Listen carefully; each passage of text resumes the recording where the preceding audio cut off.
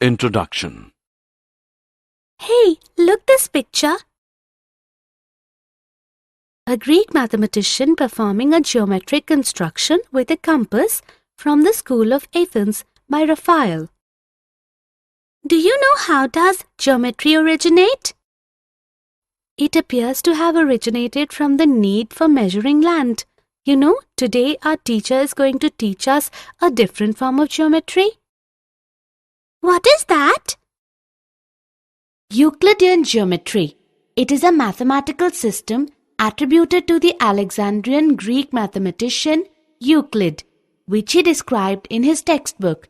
Come, let's go to the class and learn. Objectives.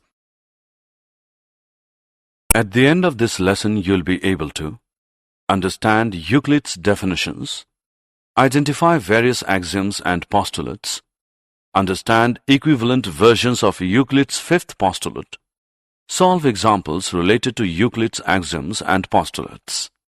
Introduction to Euclid. Euclid, from approximately 325 to 265 BC, is called the father of geometry, not because he invented it, but because his book Elements is the oldest geometry text we have in the Western world today. Euclid believed each part of geometry should be based on previously proven parts. However, something has to be the starting point, and he proposed 4 undefined terms and 5 basic axioms.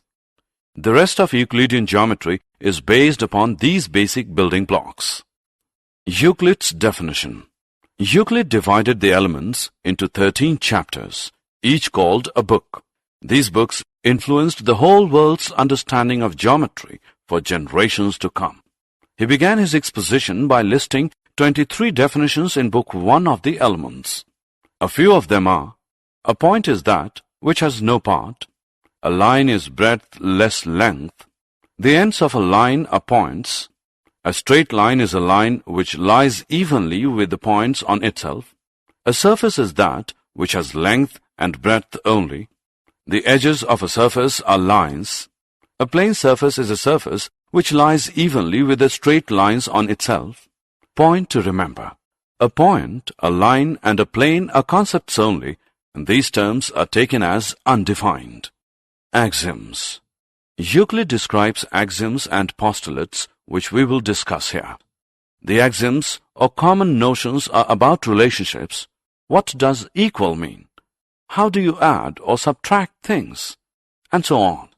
These are assumptions which are self-evident truths. Some of Euclid's axioms or common notions are: 1. Things which are equal to the same thing are equal to one another. 2. If equals are added to equals, the wholes are equal. 3. If equals are subtracted from equals, the remainders are equal. Things which coincide with one another are equal to one another. 5. The whole is greater than the part. 6. Things which are double of the same things are equal to one another. 7. Things which are halves of the same things are equal to one another. Postulates. The postulates talk about straight lines, circles, right angles, and parallel lines. These have been defined already. Euclid's postulates are 5 in number. First postulate is: a straight line may be drawn from any one point to any other point. Postulate second is: a terminated line can be produced indefinitely. Other postulates are: postulate 3, a circle can be drawn with any center and any radius. Postulate 4, all right angles are equal to one another. And postulate 5 is: if a straight line falling on 2 straight lines makes the interior angles on the same side of it, taken together, less than 2 right angles, then the 2 straight lines, if produced indefinitely, meet on that side on which the sum of angles is less than 2 right angles. Theorems or propositions. Theorems are the statements which are proved using axioms, previously proved statements, and deductive reasonings. Following the definitions, postulates, and common notions, there are 48 propositions. Each of these propositions includes a statement followed by proof of the statement. Each statement of the proof is logically justified by a definition, postulate, common notion, or an earlier proposition that has already been proven. Some of the propositions are constructions. Theorem. Two distinct lines cannot have more than one point in common. Given two distinct lines L and M. We have to prove that lines L and M have only one point P in common. Proof. We shall prove it by contradiction. Let us consider that two lines intersect in two distinct points P and Q. Thus, we see that the two lines L and M pass through two distinct points P and Q. But this assumption clashes with the axiom. Given two distinct points, there is a unique line that passes through them. Hence, our assumption is wrong that the two lines can pass through two distinct points is wrong. Hence, two distinct lines cannot have more than one point in common. Equivalent versions of Euclid's fifth postulate. We have two equivalent versions of Euclid's fifth postulate. The first one is play fair axiom. This says that through a given point, not on the line, one and only one line can be drawn parallel to a given line. And the other one is two distinct intersecting lines cannot be parallel to the same line. All the attempts to prove Euclid's fifth postulate using the first four postulates failed, but they led to the discovery of several other geometries called non-Euclidean geometries. Example. Let's solve an example now. Prove that an equilateral triangle can be constructed on any given line segment. Draw a line segment, say PQ.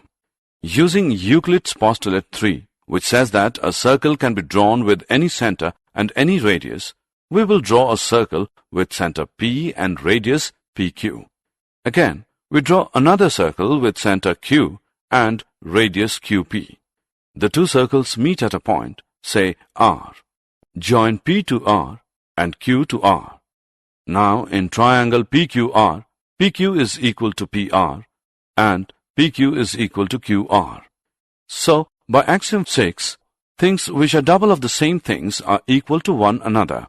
We get PQ as QR, which is equal to PR. Hence, triangle PQR is an equilateral triangle. Did you know? Little is known about Euclid, the author of the Elements. He taught and wrote at the museum and library at Alexandria, which was founded by Ptolemy I. Euclid is said to have said to the first Ptolemy, who inquired if there was a shorter way to learn geometry than the Elements. The Elements. Basic facts. Written about 2300 years ago. No copies extant. Many new editions were issued. Earlier copy dates from 888 AD in Oxford. Style. No examples, no motivations, no calculations, no witty remarks, no introduction, no preamble, nothing but theorems and their proofs. Summary. Let us summarize what we have learned. The terms point, a line, and a plane are now taken as undefined. Axioms or postulates are the assumptions which are obvious universal truths. They are not proved. Theorems are statements which are proved using definitions, axioms, previously proved statements, and deductive reasoning. There are two versions of Euclid's fifth postulate. All the attempts to prove Euclid's fifth postulate using the first four postulates failed, but they led to the discovery of several other geometries called non-Euclidean geometry.